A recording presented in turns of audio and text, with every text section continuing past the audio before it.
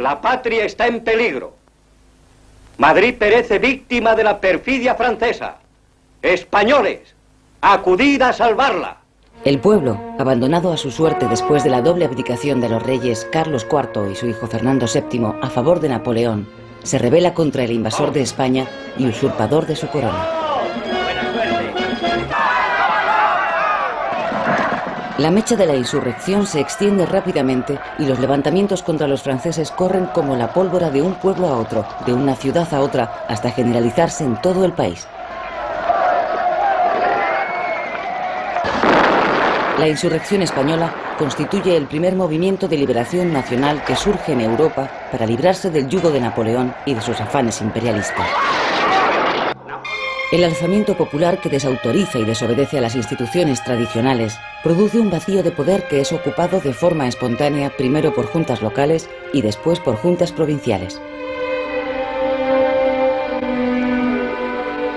Las juntas son unas instituciones formadas por las personas de mayor prestigio de cada comunidad que se encargan de restablecer el orden público y de organizar la resistencia contra el invasor.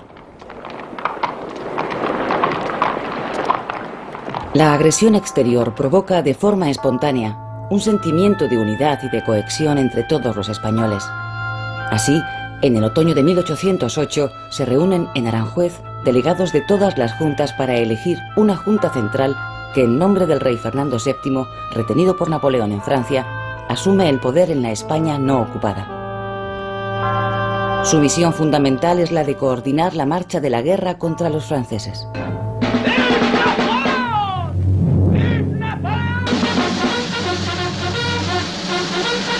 El 19 de julio de 1808, en Bailén, se celebra la primera batalla en campo abierto entre franceses y españoles.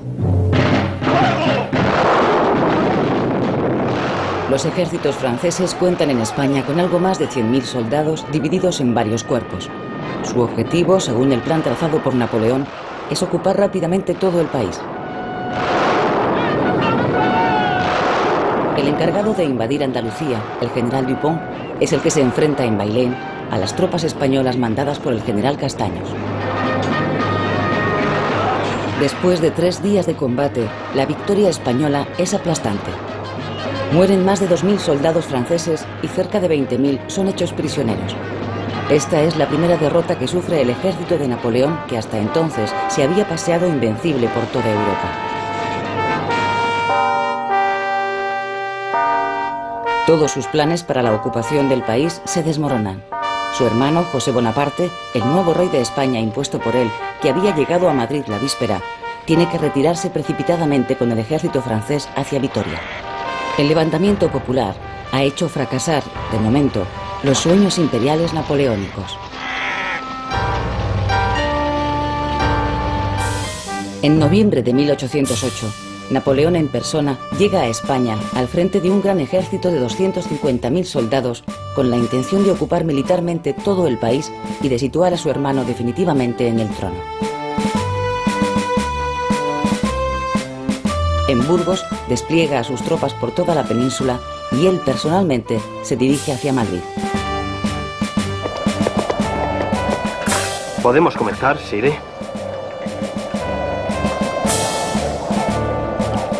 El avance de las tropas imperiales es contundente y audaz. En Somosierra, a las puertas de la capital, espera el ejército español con 8.000 hombres para intentar impedir su paso. Napoleón, mediante una táctica arriesgada, lanza contra la artillería a uno de sus mejores regimientos de caballería, formado por 150 jinetes polacos que siembran el desconcierto entre los soldados españoles, que son finalmente derrotados. El camino hacia Madrid queda libre. Señores, el sol de Austerlitz ilumina nuestro camino. ¡Viva el emperador! ¡Viva! ¡Viva el emperador! Napoleón entra en la capital sin encontrar apenas resistencia. Toma posesión del Palacio Real y repone en el trono a su hermano José.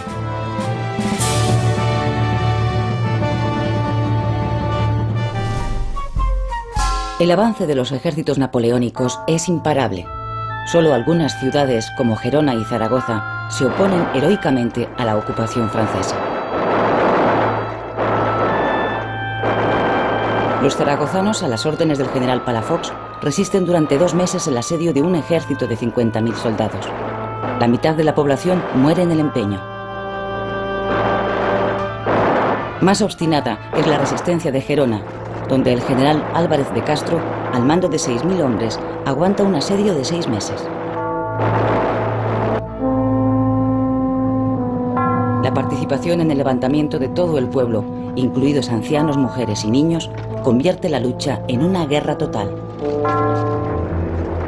¡A la carga! Con la victoria francesa en la batalla de Ocaña, en noviembre de 1809, se desmoronan las últimas posibilidades del ejército español. La ocupación del país es casi total. Los miembros de la Junta Central se tienen que refugiar en Cádiz, la única ciudad que va a permanecer durante los 6 años que durará la guerra en manos españolas.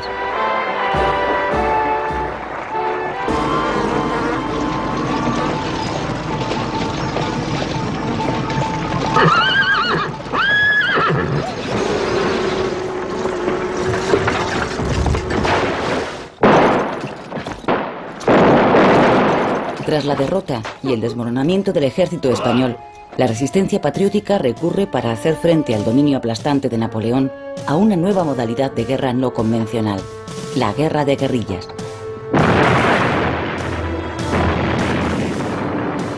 Soldados, oficiales, curas, campesinos, aventureros, españoles de toda clase y condición se echan al monte y se hacen guerrilleros.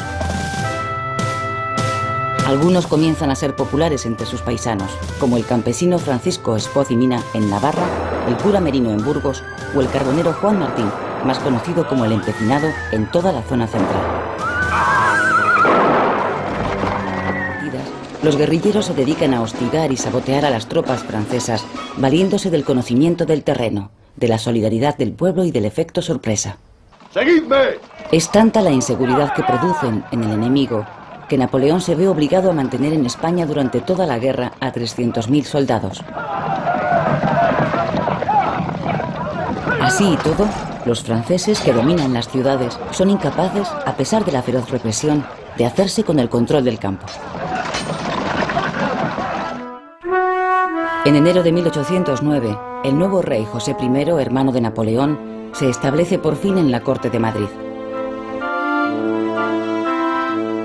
Trae consigo la primera constitución escrita del Estado español, decretada por él mismo en Bayona y de signo reformista.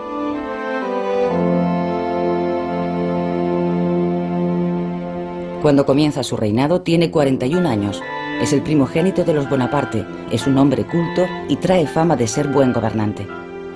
Viene de ser rey de Nápoles y está decidido a reformar y modernizar el país.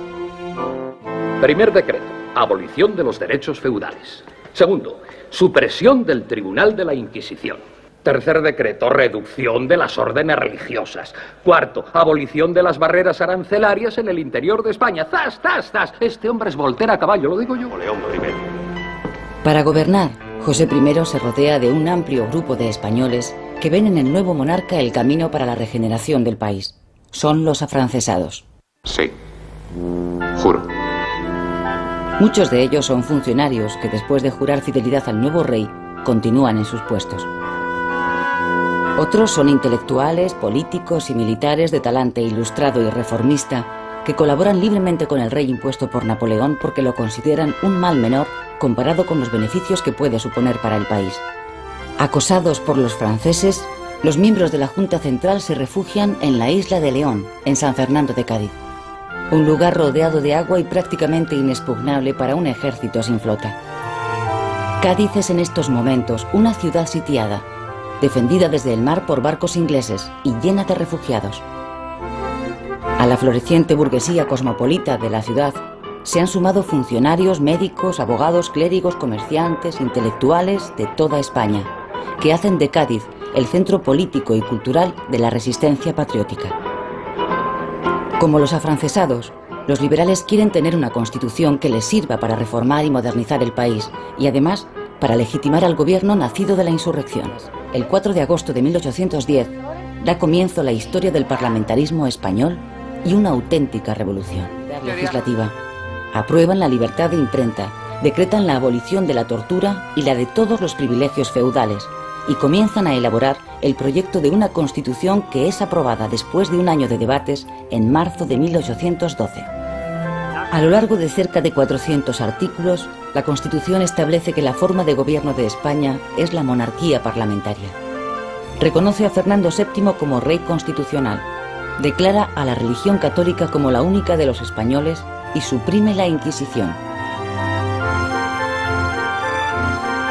La Constitución de Cádiz es promulgada el 19 de marzo de 1812, día de San José, coincidiendo con el 4º aniversario de la subida al trono de Fernando VII.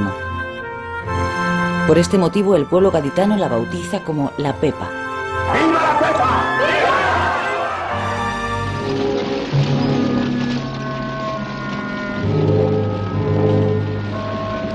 Mientras tanto, la guerra continúa.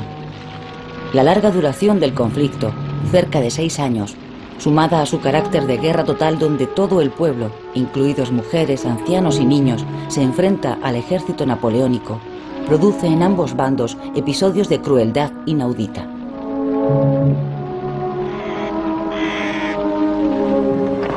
Nuestro ejército ha sido derrotado por el que manda Lord Wellington. Con la victoria obtenida por el ejército anglo-español en los Arapiles, muy cerca de Salamanca, en julio de 1812, los franceses sufren la derrota más severa desde la batalla de Bailén. Con ella comienzan a desvanecerse los proyectos para España de Napoleón, ahora más interesado en la invasión de Rusia. Al mes siguiente de la victoria de los Arapiles, las tropas del duque de Wellington entran por primera vez en Madrid. Pero la liberación definitiva no llegará hasta enero del siguiente año, 1813, tras la estrepitosa derrota de Napoleón en Rusia. El debilitamiento de las tropas francesas en España es tan manifiesto que José Bonaparte decide emprender con su ejército la retirada hacia Francia.